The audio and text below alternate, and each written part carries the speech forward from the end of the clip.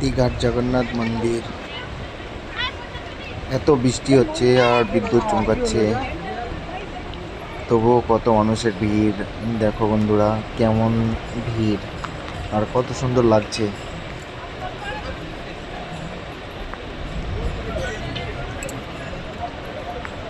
কত সুন্দর জায়গা। হেভি বৃষ্টি হচ্ছে, বিদ্যুৎ চমকাচ্ছে, তাও মানুষের ভিড় কমছে না। চারিদিকে মানুষ, এত মানুষ যেমন দেখা যাচ্ছে দেখো।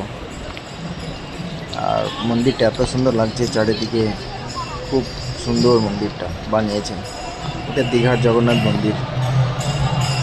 তো আমরা দিনকে ঘুরতে গেছিলাম সেদিনকে, আর এই ম্যাডামটা বলছিল এখানে ফটো তোলা হবে না।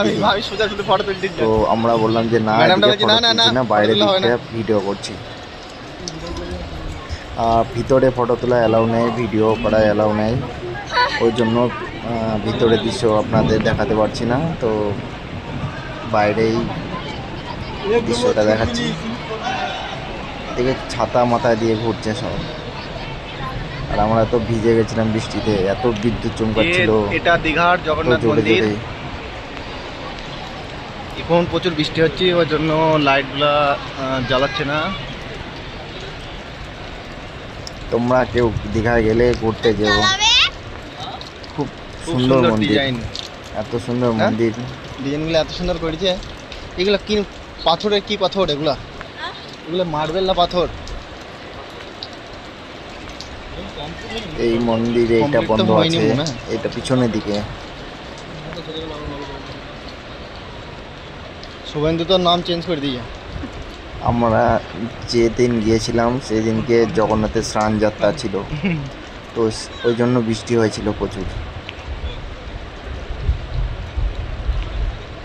তো আমরা সন্ধ্যার টাইমে গেছিলাম, ওই জন্য প্রচুর বৃষ্টি হয়েছিল সন্ধ্যার টাইমে, বিকেলের থেকে। সুন্দর দৃশ্য, জগন্নাথ মন্দির এত সুন্দর লাগছে, বৃষ্টি হচ্ছে তাও দারুণ সুন্দর লাগছে, এত সুন্দর ভিউ। আর লাইটগুলোও জ্বালায়নি, লাইটগুলো বন্ধ ছিল, অনেক লাইট, তো ওই জন্য ভিডিওটা ক্লিয়ার হয়নি। বেবি গার্ল, আমার মেয়ে চলে এসেছে, ওয়াইফ। এই আমার ম্যাডাম চলে গেল। তুমি কিছু বলবা?